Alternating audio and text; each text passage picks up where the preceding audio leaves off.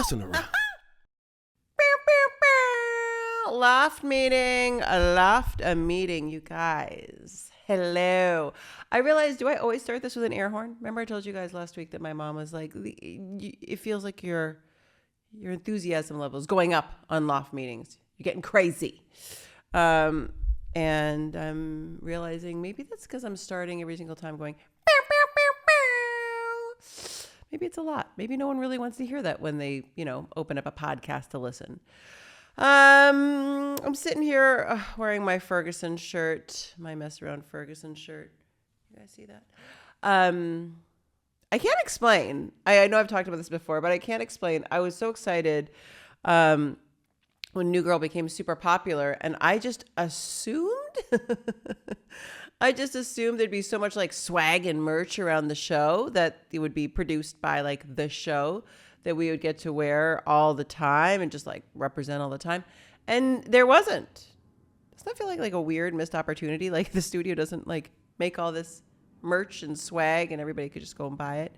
So it's funny, when we started this podcast, Lamorne and I were like, we need to get some New Girl merch out into the world, specific to the mess around and the Winnie CC dynamic. But y'all know me, I'm a crazy cat lady, out and proud. I have a whole account called Have Cats Will Travel. Cats with a Z, Lada. I'm so crazy about cats, so I've been waiting for the right opportunity for us to create some Ferguson merch. And Valentine's Day seemed like the perfect time to drop that love letter to the fans and to myself. And I've been wearing this t-shirt nonstop. This Ferguson t-shirt, and it's so cool, like being able to like wear it out in the world, because people know Fergie Ferg, man. You can get yours, of course, at themessaroundpod.com. Go get it. But if you get this t-shirt, please, like I designed this with my bestie Wendy. I feel like, please, if you get it, can you just put it on and like tag me so I can see it? Makes me so happy. All right. It's a loft meeting, which is really y'all's time to shine. You send in your letters, your videos, your voice memos, your thoughts, your conspiracy theories around the show, all the stuff. And then I get to talk about it and address it, which is my favorite thing to do. So here we go. Let's launch in with Gwyneth. What's up, Gwyneth? Love that name. Hello, Hannah and Lamorne. Firstly, I'd like to thank you both so much for doing this podcast. The specific energy that your friendship brings to the show is authentic and so enjoyable. This podcast has really helped me understand not only how special you are as people, but also just how talented you are as actors. This is so nice. I know lots of comments say otherwise. Oh. What do you mean lots of comments say otherwise? Oh my goodness gracious. Well, I haven't seen those comments. Maybe the algorithm is protecting me from that criticism. But I see a clear difference between Cece and Hannah and Winston and Lamorne. Cece's not going to stay home and do any puzzles, and Winston doesn't have half the riz Lamorne does. Ooh, okay. What prompted me to reach out, though, was a kindred feeling with you, Hannah. Sorry. What prompted me to reach out, though, was a kindred feeling with you, Hannah. My mom calls us third culture kids. Ooh, I know this well. Just like you, I spent a great deal of my life overseas. It's awesome hearing your offhanded mentions of a British mother, an Indian father, Canadian citizenship, and upbringing in Cyprus, etc., and so much more. I grew up in a similar way as an American with a parent in the foreign service.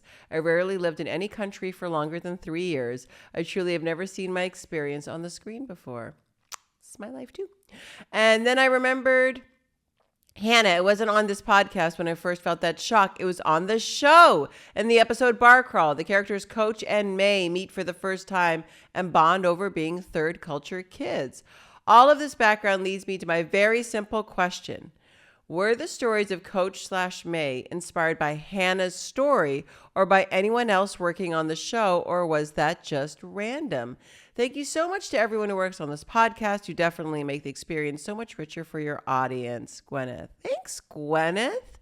Yeah, it's funny. Third culture kids, man, it's a whole thing. I I don't know. My assumption would be for the Coach May thing is that there was someone in the writer's room that had that experience, and then like built that into the story of their relationship. That would be my guess. I don't think it's inspired by me particularly.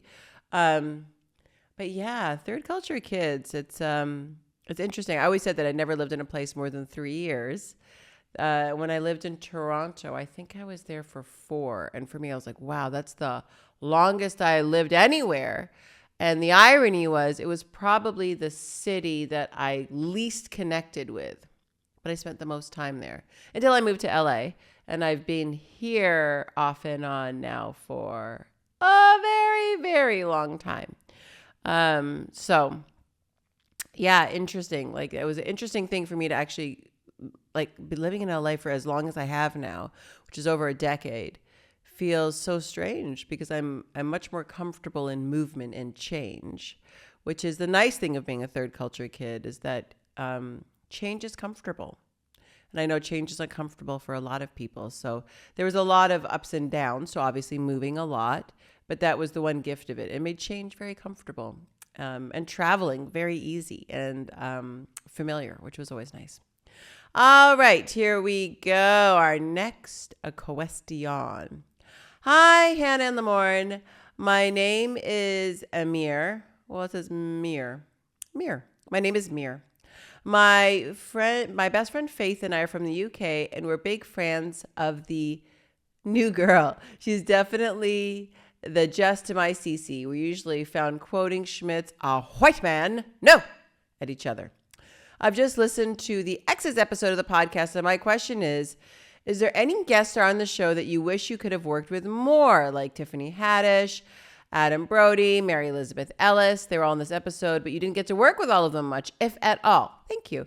Man, yes. You know what's really crazy is that I watched this show as it aired. So we shot the show, but if people aren't in your scenes, you're probably not working that day often, so you don't even cross paths.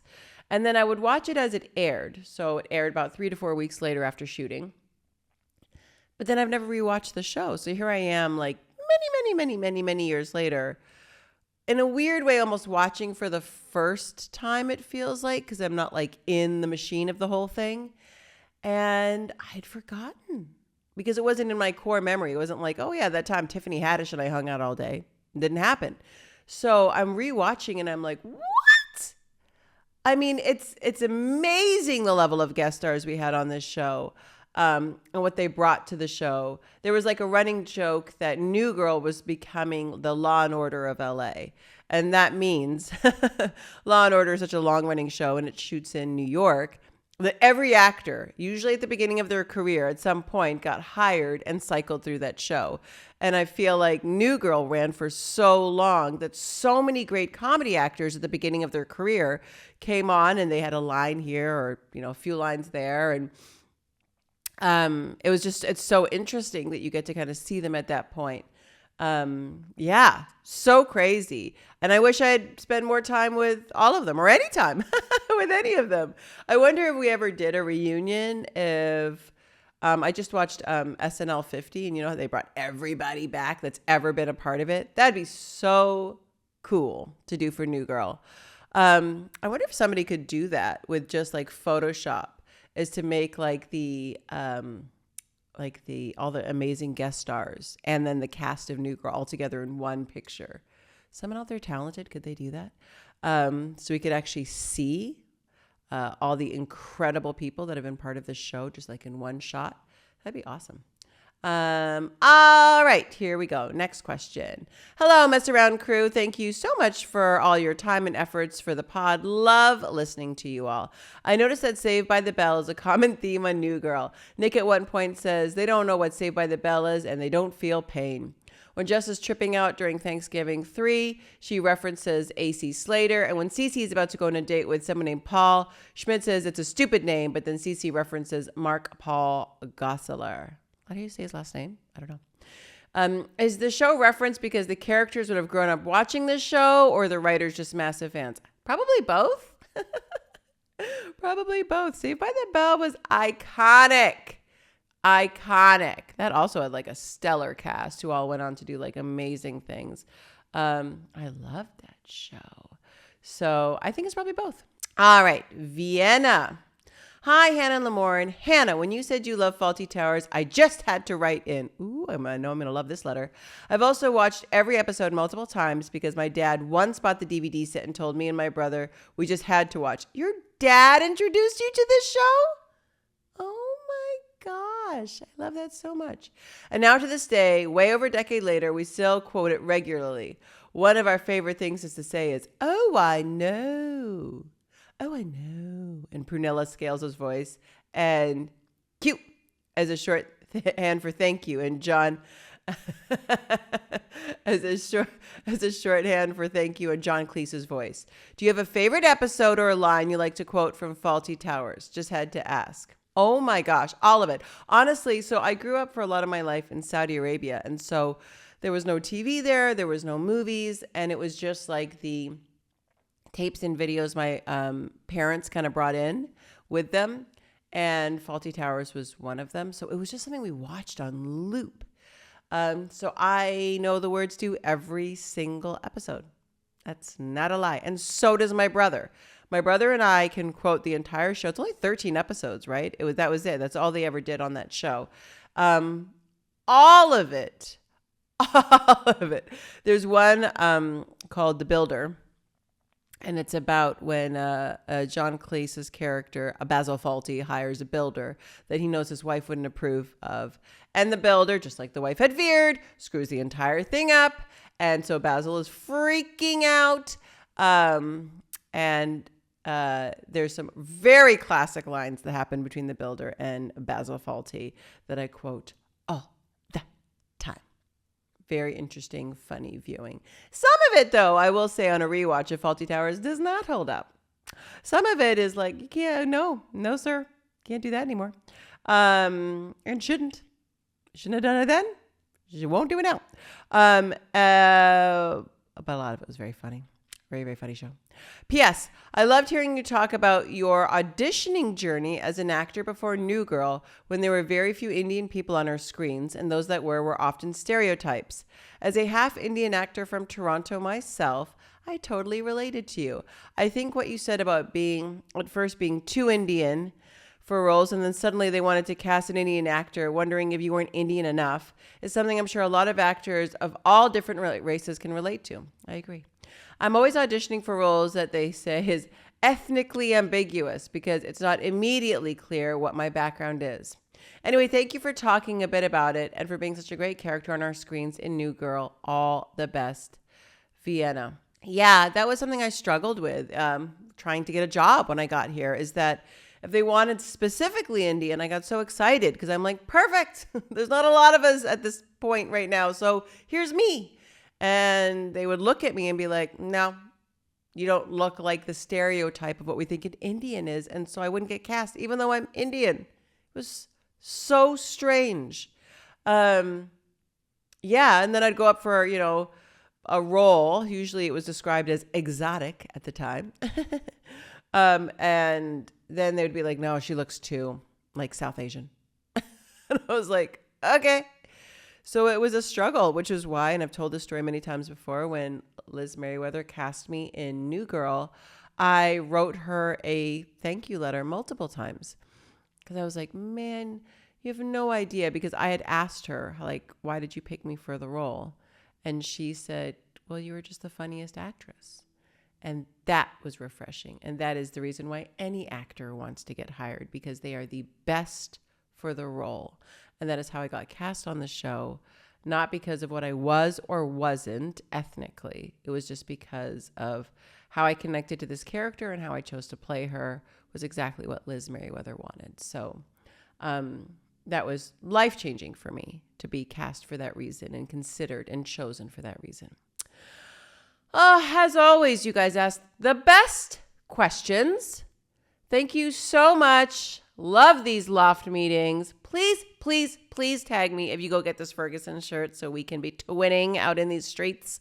And send us more. Please send us voicemails. I want to hear your voice. So take a voice note and just send it in. Read your own letter and send it in as a voice memo so I can play it and I can hear it. And you can hear yourself here on the podcast. That would be awesome.